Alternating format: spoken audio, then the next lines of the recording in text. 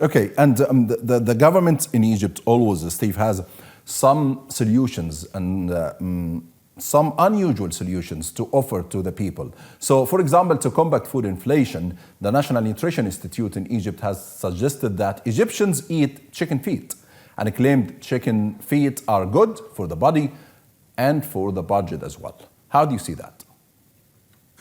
Well, it's kind of a bad joke, actually. I feel sorry for the Egyptians, and there are a lot of Egyptians in poverty right now because of the inflation tax. Because, by the way, inflation is a tax, a huge tax that no one voted on.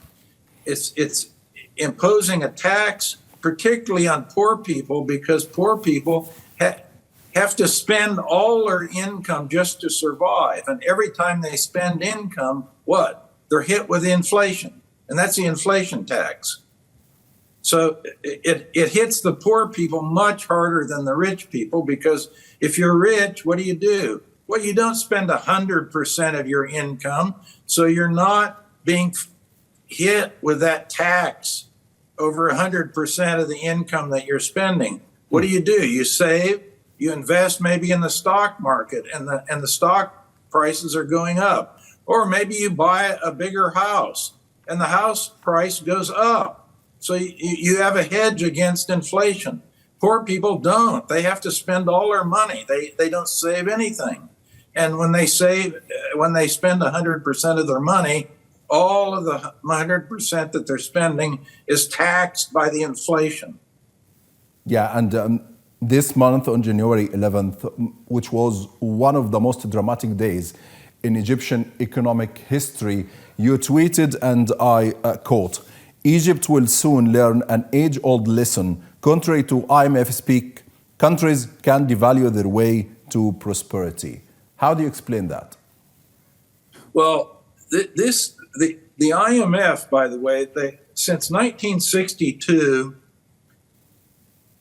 there have been many IMF programs in Egypt. Every decade, Egypt has been involved in an IMF program, and none of these programs have worked. And the new program will not work, by the way. It is not working. Starting in October, when they did the durable flexible exchange rate, what did I tell you? The pound collapsed. It went down 22% against the US dollar.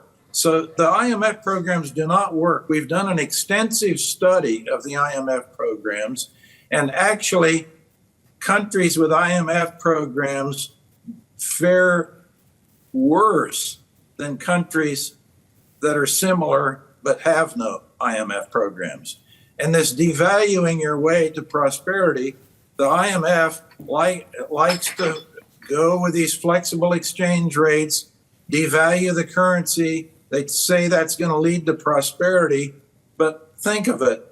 If that was true, we would have one of the greatest economies in the world in Venezuela, where over the last few years, they've completely decimated the Venezuelan bolivar. It's depreciated by over 99% against the US dollar. Or go to Zimbabwe. Zimbabwe is in Africa, and it's devalued its currency again over the last year by over 90%. So, and they don't have prosperity. Look at the alternative.